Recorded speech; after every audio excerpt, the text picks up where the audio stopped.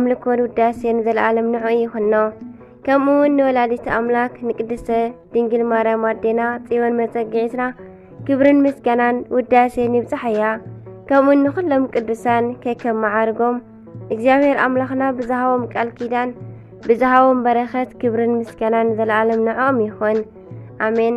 መስከረም 11 ዝንበብ ስንክሳር ዝሰምዕ ዘንብብ ፍቕሪ ጎይታ ኣብ ልቡ ይዕንብብ። አሜን። ሓደ አምላኽ ብዝኾነ በአብ በወልድ በመንፈስ ቅዱስ አሜን። መስከረም 11 ኣብ ዘመነ ዲዮቅልጥያኖስ ዝነበረን ጎይታና ካብ ሞት እናተንስኦ ብጽኑዕ ስቃይን ተጋድሎን ዝጋደል ዝነበረ ዓብይ ሰማዕት ቅዱስ ፋሲለደስ ዕረፍቱ እዩ። ጻድቅ ቆርኔሌዎስ ዕረፍቱ እዩ። ቅድስቲ ታኦድራ ዕረፍታ እዩ። ከምኡውን በዛ ዕለት ሱሩስ አጤኬዎስን መስተሃድራን ዝተባሃሉ ሰለስተ ናይ ሃገረ እስና ሓረስቶት ብሰማዕትነት ዓረፉ። በረኻቶም ይሕደረና። ጻድቅ ቆርኔሌዎስ እዚ ጻድቅ ቆርኔሌዎስ ድማ ካብ ኣህዛብ ወገን ኣቐዲሙ ዝኣመነ ንሱ እዩ። ኣቐዲሙ ሓለቓ ናይ ወተሃደራት ነበረ። መልኣኽ ተገሊጹ ናብ ቅዱስ ጴጥሮስ ከይዱ ክመሃር ኣዚዝዎ ከይዱ ሃይማኖት ተምሃረ። ኣሚኑ ድማ ብተዋህዶ ተጠመቐ። ቅዱስ ጴጥሮስ ድማ ናብ ሃገረ እስክንድርያ ቀሺ ገይሩ ሸሞ። ንናይታ ሃገር ሰባት ድማ ምሂሩ ኣእሚኑ ኣጥመቖም። ካብ ኣምልኾተ ጣዖት ከዓ ናብ ኣምልኾተ እግዚአብሔር መለሶም። ንእግዚአብሔር ኣገልጊሉ ድማ ብሰላም ዓረፈ። ረድኤት በረኸቱ ይሕደረና፣ ብጸሎቱ ይምሓረና። አሜን። ቅድስቲ ታኦድራ እዛ ቅድስቲ ታኦድራ ድማ ከም ናይ ቅድስቲ እምባ መሪና ዓይነት ታሪኽ ዘለዋ ተጋዳሊት ተዓጋሲት ኣደ እያ። ካብ ሰብኣያ ወፃኢ ካልእ ሰብ ኣገዲዱ ስለ ዝደፈራ ምስ ሰብኣያ ዘለዋ ሓድነት ስለ ዘበላሸወላ ካብ ቤታ ወፂያ ወዲ መሲላ ናይ ወዲ ልብሲ ለቢሳ ስማ ቴዎድሮስ ኢላ ሰይማ ናብ ገዳም ኣትያ መነኮሰት። ቅድስቲ ታኦድራ ነፍሳ ሰዊራ ብዓቢ ተጋድሎ ብዙሕ ዘመን ድሕሪ ምጽናሓ ጓል ሓደ ሰብ ካብ ካልእ ወዲ ጠኒሳ ከላ መነኮስ ቴዎድሮስ እዩ ኣጽኒስኒ ኢላ ብሓሶት ተዛረበት። እቲ ህፃን ምስ ተወልደ ድማ ናይታ ጓል ወለዲ ኣምፂኦም ነቲ ህፃን ንኣቦ ባዕሉ ይዕብዮ ንሃቦ ኢሎም ንታኦድራ ሃብዋ። በዚ ምኽንያት ድማ ነዚ ገዳም ኣዋሪድኪ ኢኺ ኢሎም ካብቲ ገዳም ድማ እቶም ኣቦታት ኣባረርዋ። ንሳ ድማ ነቲ ቆልዓ ሒዛ እናዕበየት ድሕሪ 7 ዓመት ናብቲ ገዳም መሊሶማ ብሰላም ዓረፈት። ምስ ዓረፈት ክገንዝዋ እንተበሉ ጓል ምዃና ፈለጡ እሞ ብጣዕሚ ሰንበዱ። ረድኤት በረኸታ ይሕደረና፣ ብጸሎታ ይምሓረና። አሜን። ቅዱሳን ሰማዕታት ሱሩስ አጤኬዎስ መስተሃድራ እዞም ቅዱሳን ጨካን አርያኖስ ካብቲ ሃገር ብሸነኽ ደቡብ ንዘለዉ ክርስቲያን ወለሓደ ከየትረፈ ወተሃደራቱ ክሳብ ዝደኽሙ ንናይታ ሃገር ሰባት ሰይፎም ምስ ተመልሱ እዞም ሰለስተ ነጋዶ ንከሓዲ ንጉስ አርያኖስ ክርስቲያን ኢና ንዓና እውን ቅተለና በልዎ። እቶም ወተሃደራት ከዓ ንሕና ክንቀትል ውዒልና ደኺምና ኢና እሞ ንሴፍና ድማ ናብ ሕቑፎኦ መሊስናዮ ኢና ኣብ ዝበልዎም ጊዜ እዞም ሰለስተ ሓረስቶት ቅዱሳን እንሆ መኹዓቲና ምሳና እዩ ዘሎ ኢሎም እቲ ዝሓዝዎ መሳርሒ ሃብዎም።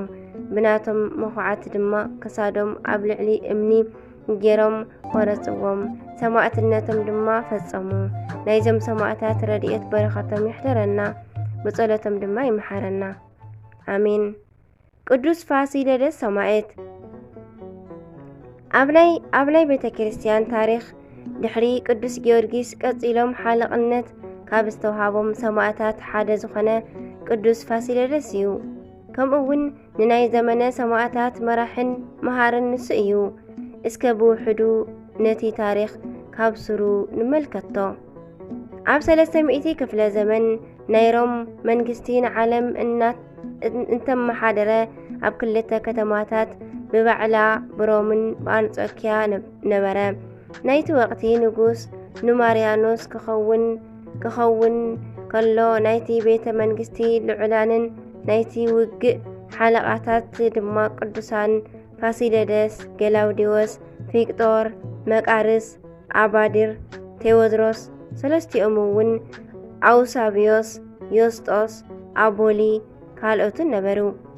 ኣዋልድ ድማ ቅድሳት ማርታ፣ ሶፊያ፣ ኢራኢ፣ ታኦኪልያ ካልኦት እውን ነበራ። ልዕሊ እዞም ኩሎም ድማ ቅዱስ ፋሲለደስ ነበረ።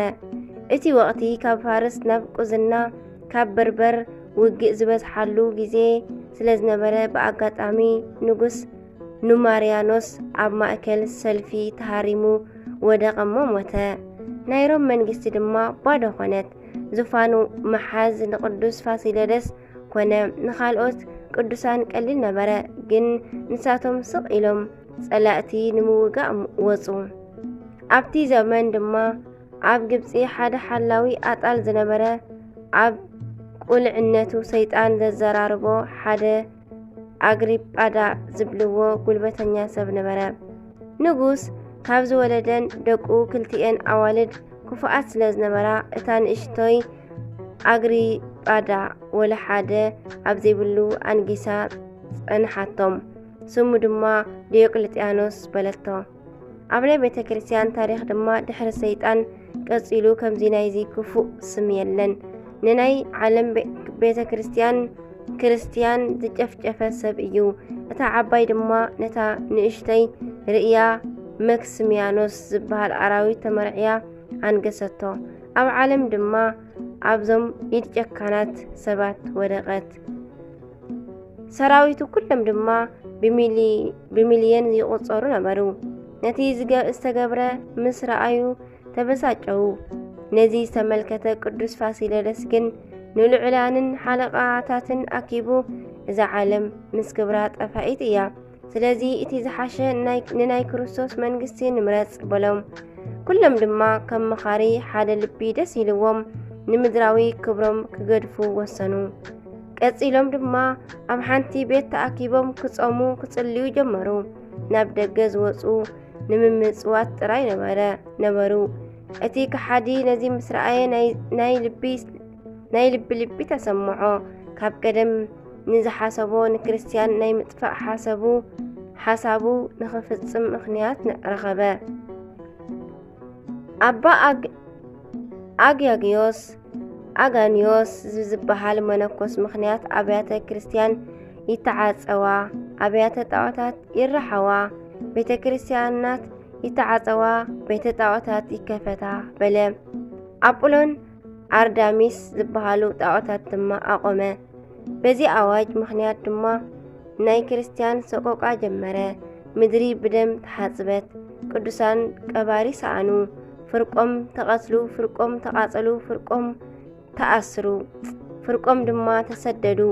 በዚ ጊዜ መራሒ ትሩፋት ቅዱስ ፋሲለደስ ንሰማዕትነት ምእንቲ ክበቕዑ ስለ ነፍሱን ስለ ወገናቱን ጸለየ። ቅዱስ ሚካኤል ድማ ብግርማ ወሪዱ ነዚ ቅዱስ ናብ ሰማይ ኣውፅኦ። ምስ ቅዱሳን ኣብ ገነት ኣላልይዎ፣ ክብሪ ሰማዕታት ኣርእይዎ፣ ካብ ጎይታ ኣባሪኽዎ፣ ካብ ምንጪ ማይ ሕይወት ከዓ ኣጥሚቑ መለሶ። ቅዱስ ፋሲለደስ ድማ ሓይሊ መንፈስ ቅዱስ ተመሊኡ ኣብ ቅድሚ ንጉስ ቆመ። ንጉስ ድማ ፈርሐ። ንሱ ግን ብስም ፈጣሪኡ ክመውት ከም ዝደሊ ነገሮ። ክሓባብሎ ፈተነ፣ ግን ክኾነሉ ኣይከኣለን። ድሕሪኡ ኣሲሩ ናብ ኣፍሪቃ ለኣኾ። መጽሩስ ዝበሃል መኮንን ድማ ነዚ ቅዱስ ኣሰቐዮ። ንሱ ልዕሊ ኩሉ ከሎ ስለ ክርስቶስ ንኹሉ ገደፎ። ኣካሉ ስጋብ ዝቆራረጽ ገረፍዎ፣ ኣብ ልዕሊ ምጣድ ጠበስዎ፣ ፈጨይዎ። ንሱ ግን ፈጣሪኡ ስለ ዝተኣመነ ንኹሉ ተዓገሰ። 2 ጊዜ ቀቲሎሞ ካብ ሞት ተንስአ። ብናይ ተኣምራቱ ምኽንያት ድማ ፍርቂ እታ ከተማ ዝኣኽሉ ካብ ኣህዛባዊነት ተመሊሶም ሰማዕታት ኮኑ። ኣብ መጨረሽታ ከዓ በዛ ዕለት ክሳዱ ምስ ቆረጽዎ ደምን ጸባን ፈሰሰ። መላእኽቲ ድማ ንዕኡ ንምቕባል ንሰማይ መልእዎ። ካብ ወገን ልዑላን ድማ ሰበይቲ ቅዱስ ፋሲለደስን ደቃን ወሲኽካ ሓደ ዝተረፈ የለን። ኩሎም ብሰማዕትነት ሓለፉ። በረኸቱ ይሕደረና፣ ብጸሎት ድማ መድኃኔ ዓለም ይመሓረና። ኣሜን። መስከረም 11 ዝኽበሩ ዓመታዊ ናይ ቅዱሳን በዓላት ቅዱስ ፋሲለደስ ሰማዕት፣ ቅድስቲ ታኦድራ ኣዴና፣ ቅዱስ ቆርኔሌዎስ ሐዋርያዊ ካብ 10 ቅድስቲ በነፍስስ ሰማዕት፣ ሰለስቲኦም ሓረስታት ሰማዕታት ሱሩስ አጤኬዎስና መስተሃድራ። ካብቲ ፍቕሪ ክርስቶስ ዝፈልየና መን እዩ? ከመይ ምእንታኻ ሙሉእ መዓልቲ ንቕተል ኣለና፣ ከም ኣባጊዕ ማሕረድ እውን ተቖጸርና ዝብል ጽሑፍ ዘሎ ጭንቀት ዶ፣ ጸበባ ዶ፣ ስደት ዶ፣ ጥሜት ዶ፣ ዕርቃን ዶ፣ ፍርሒ ዶ፣ ስቓይ ዶ ወይስ ሰይፊ? በዚ ኩሉ በቲ ዘፍቀረና ኣጸቢቕና ንስዕር ኢና። ኣሜን። ስንክሳር ዝሰምዕ ዘንብብ ፍቕሪ ጎይታ ኣብ ልቡ ይዕንብብ። ኣሜን። በረኸት ናይ ኩሎም ቅዱሳና ይሕደረና፣ ብጸሎቶም መድኃኔ ዓለም ክርስቶስ ይምሓረና። ኣሜን። ወስብሐት ለእግዚአብሔር ወለወላዲቱ ድንግል ወለመስቀሉ ክቡር። ዝወደቐ ዝነጠበ ብኣፈ ቅዱሳን ትጉሃን መላእክት